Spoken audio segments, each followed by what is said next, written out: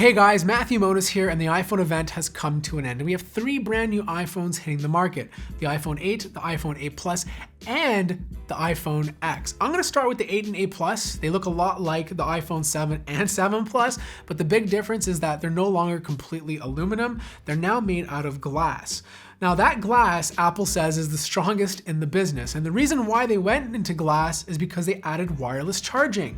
They're using the new Qi standard, so very common in most Android phones. You can bring your Apple iPhone into a Starbucks, place it down on a charging pad, and it's supposed to work. You can expect the same colors, so silver, space gray, even a new gold finish, and they're gonna be the same size. So if you buy the iPhone 8, it's gonna be 4.7 inches. It's gonna have that almost 720 HD display. And if you do go for the 8 Plus, it's still gonna be full HD, and it's gonna have a slightly better display. Now the good news is it's using True Tone. So if you've used the iPad Pro, the display will adjust depending on the lighting conditions in the room you enter. It's still gonna be water resistant, it's still gonna be dust resistant, and of course you're gonna have those beautiful dual speakers. The speakers are improved, 25% louder with a little bit more bass. And I forgot to mention, the phones are also gonna be fast charging capable. That's also a first for the iPhone because usually they don't have fast charging. So being able to top that battery a little quicker is gonna be pretty sweet. The hardware inside of the iPhone 8 and 8 Plus is gonna be fantastic. It's gonna use the new A11 Bionic chip, a 6-core CPU, 25% faster than the A10X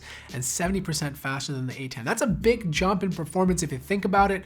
It's also using Apple's newly designed GPUs, which are supposed to make a big difference when it comes to gaming. Now the camera itself is still 12 megapixels, and if you want that dual lens, you'll still have to go for the iPhone 8 Plus, which also has 2 12 megapixel sensors with an aperture of f1.9 for the main one and 2.8 for the second telephoto lens.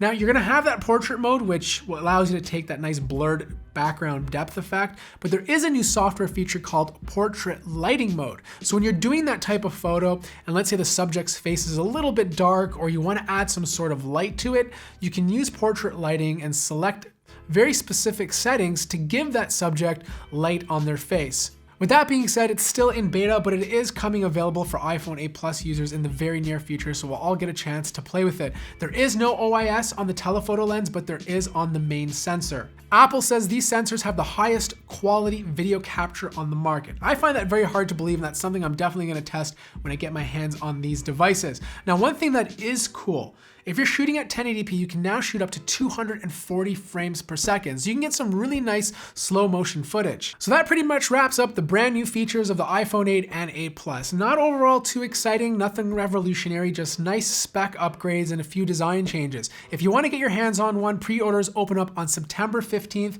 The regular iPhone will start at $699 and the iPhone 8 Plus at $799. You can buy it in 64 or 256 gigabytes. Shipping starts on September 22nd, and for those of you that want the latest version of iOS 11, it'll start being pushed out on September 19th. Now let's talk about the iPhone X, or the iPhone 10 Anniversary Edition. It looks exactly, and I mean exactly, like all the leaks and rumors we've been seeing for the past couple of months. You have a bezel-less display, it's made out of all glass, and you have a stainless steel trim going around the device. Now it is beautiful. I think this looks gorgeous, except when you turn it around and you see that nasty vertical camera hump. It'll be interesting to play with. It's a 5.8-inch display, so it's gonna be using that new aspect ratio. Apple's calling it a Super Retina display, which means it's not quite QHD, but it is above 1080p. I think the resolution is 2436 by 1125. It has HDR.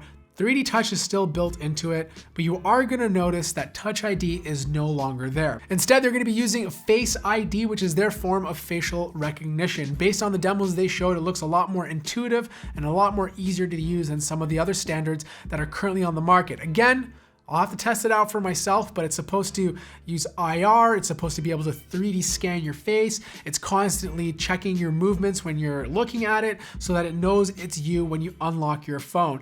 Apparently it also works in the dark, which will be very interesting to play with. Now, Phil Schiller did say one thing that was kind of cool. He said that there's a 1 in 50,000 chance to hack your fingerprint, but there's a 1 in 1 million chance to hack Face ID. Now, because Touch ID is gone, there's now a side button for Siri. So you can say, "Hey Siri," or you can double tap the side button if you want to ask her a question. The other major change to the iPhone X compared to the other two smartphones is the camera. So you still have that same 12 megapixel sensor, but the second telephoto lens is going to have an aperture of f2.4 instead of f2.8, and it's also going to have optical image stabilization. So you're going to get better photos and better low light photography. Apple took us on a tour of iOS 11. There's some neat little changes, but the biggest new feature is animated emojis. Now this is really cool if you're invested into iMessage.